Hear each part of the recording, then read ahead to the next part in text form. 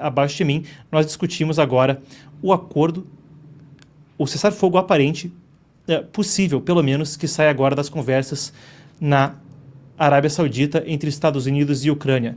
E, além disso, a gente começa, então, com o pronunciamento do presidente Volodymyr Zelensky, foi instantes antes de eu entrar no ar, mas o grosso da notícia, a manchete é a seguinte: Zelensky concordou, então, com um acordo de cessar-fogo de 30 dias. Ainda não temos informações quanto ao que vem do lado russo, ou se isso será possível. Foi uma proposta que veio dos Estados Unidos na Arábia Saudita, enquanto mesmo os mais otimistas esperavam no máximo, em termos de um cessar-fogo, que houvesse cessar-fogo por mar e por ar, enquanto a luta continuava em terra. A proposta americana era que cessasse completamente o combate interinamente por 30 dias, para discutir-se, então, como prosseguir dali em diante. Zelensky disse o seguinte: a nossa posição continua absolutamente clara. Vocês estão vendo a publicação nas redes sociais do presidente ucraniano aqui ao meu lado. A nossa posição permanece absolutamente clara. A Ucrânia tem buscado a paz desde o primeiro segundo dessa guerra e queremos fazer tudo para conquistar isso tão cedo quanto possível e de forma confiável para que a guerra não retorne. Nesse encontro com os americanos, a Ucrânia propôs 3 pontos principais: silêncio nos céus, um fim de ataques de mísseis, bombas e ataques de drone de longa distância, e silêncio no mar. Uma real confiança também, construindo medidas nessa situação na qual a diplomacia ainda está em curso. O lado americano entende nossos argumentos e considera as nossas propostas. Eu sou grato ao presidente Trump pela conversa construtiva entre os nossos times. E aí vem: durante as conversas de hoje, o lado americano propôs um passo ainda maior. Um primeiro passo ainda maior. Um cessar-fogo interino de 30 dias em completa escala, não só parar os mísseis, os drones, os ataques de bomba e não só o combate no Mar Negro, mas também toda a linha de frente. A Ucrânia está pronta para aceitar essa proposta, nós vemos como um passo positivo e estamos prontos para aceitar. Agora caberá aos Estados Unidos convencer a Rússia para fazer o mesmo. Se a Rússia concordar, o cessar-fogo entrará em vigor imediatamente. Talvez ao longo do dia, se você estiver vendo isso como um corte depois, ao invés de ao vivo agora enquanto eu transmito, talvez isso já tenha acontecido. A gente está monitorando as coisas em tempo real e eu estou também de olho para ver se a gente vai ter um novo desenvolvimento nesse sentido. A reunião durou quase o dia inteiro e a gente também tem o que dizem Mike Waltz e Marco Rubio. Mike Waltz, o conselheiro de Segurança Nacional, e Marco Rubio, o secretário de Estado, equivalente nos Estados Unidos ao ministro das Relações Exteriores, foram os enviados para participar. São 2 dos 3 principais negociadores que também estavam nas conversas anteriores com a Rússia na Arábia Saudita. Dessa vez o Stephen Witkoff, que é então o enviado especial do presidente Trump para o Oriente Médio, não estava presente. Eles disseram então, anunciaram o mesmo que os ucranianos concordaram com um cessar-fogo de 30 dias e estão prontos para a paz. O Waltz disse que, de fato, levarão então agora as decisões para os russos. O conselheiro de Segurança Nacional também destacou que eles foram de se a guerra vai acabar para quando a guerra vai acabar, e que agora, e também destacou a liderança do presidente americano nisso, destacou muito então o presidente americano Donald Trump. Nós tivemos também fotos que foram divulgadas aqui então dos negociadores na reunião lá em Jeddah, na Arábia Saudita. Vocês veem aqui Marco Rubio, a Mike Waltz não está na imagem, e também os negociadores do lado ucraniano, incluindo Andriy Yermak. Estavam lá o pessoal da Defesa e das Relações Exteriores. Marco Rubio também falou que haverá encontro entre os ministros das Relações Exteriores do G7 nos próximos dias, e esse tema também poderá estar, então, sob discussão. Agora, a gente esperava também que houvesse nessa reunião atualizações quanto ao acordo de minerais de terras raras, aquele que naquela fatídica sexta-feira, dia 28 de fevereiro, na Sala Oval, Zelensky foi aos Estados Unidos para assinar.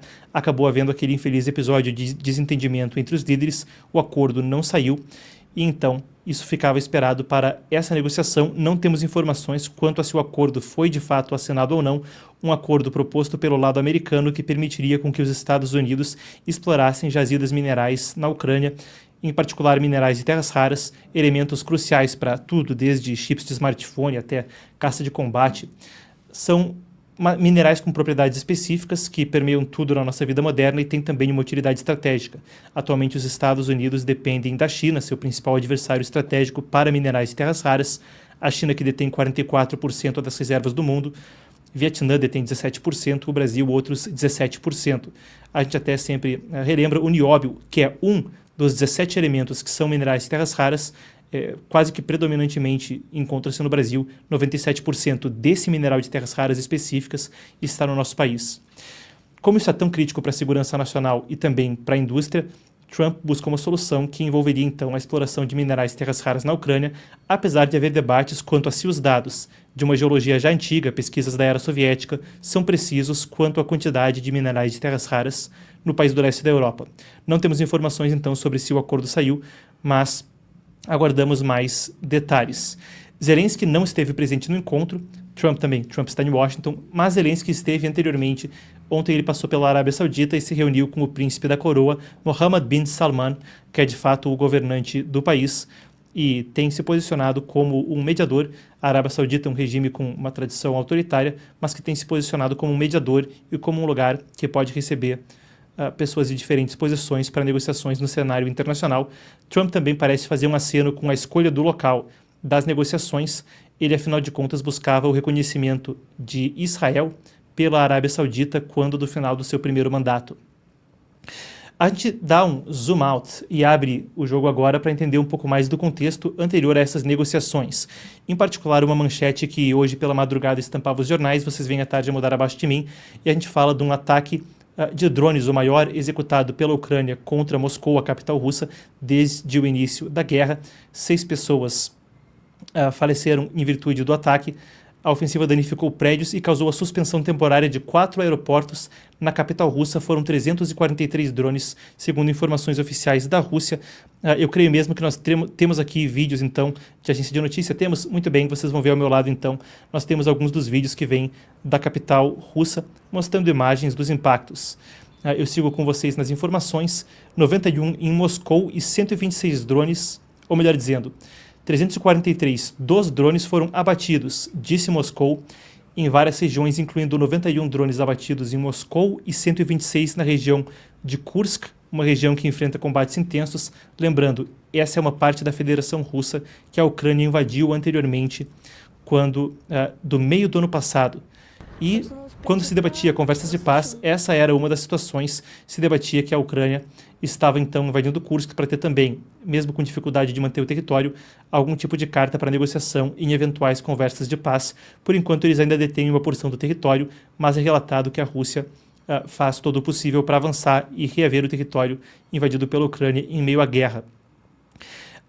Alguns drones chegaram a ser interceptados perto de uma usina nuclear. Felizmente, não houve nenhum acidente de ordem nuclear nesse sentido. Ataque à infraestrutura civil e energética também é uma marca do outro lado da Rússia contra a Ucrânia desde o início da guerra, e seguindo no contexto, nós vimos ao longo da semana também ataques russos contra a infraestrutura civil e de energia na Ucrânia, o que levou Trump a ameaçar sanções contra a Rússia e a também voltar atrás em um anúncio de banimento de compartilhamento de inteligência. Nesse aspecto, a gente retoma um pouco mais atrás. A gente lembra que, como citado anteriormente, houve a reunião na Casa Branca no dia 28 de fevereiro, fatídica sexta-feira de 2 semanas atrás, quando, depois daquela desavença entre os líderes, aquele desentendimento, os Estados Unidos anunciaram o banimento da ajuda militar para a Ucrânia, banimento de auxílio logístico, e também depois foi anunciado o banimento do compartilhamento de inteligência, apesar de Steve Witkoff, um alto oficial americano, ter voltado atrás e dito que eles não tinham cancelado o compartilhamento de inteligência quanto à defesa. Isso conflita um pouco. John Ratcliffe da CIA disse outra coisa, mas fica o registro, então, das informações para o público. Nesse sentido, a gente aguarda os próximos passos, mas vale a pena a gente trazer a informação de que a gente tem um update agora de que os Estados Unidos estão devolvendo o auxílio militar à Ucrânia, e houve também uma concordância de que o acordo de minerais seja concluído assim que possível. Então, ele não foi assinado aqui, a gente tem a informação agora, ele não foi assinado nessa reunião, mas ele deve ser assinado assim que possível. É o que vem também do saldo dessa reunião. Para quem estiver assistindo no corte, eu vou pedir a compreensão do público. As notícias estão se desdobrando enquanto a gente fala e a gente ainda está recebendo mais informações conforme as notícias saem da Arábia Saudita na reunião entre entre o lado ucraniano e o lado americano. A gente fica então com esse pretexto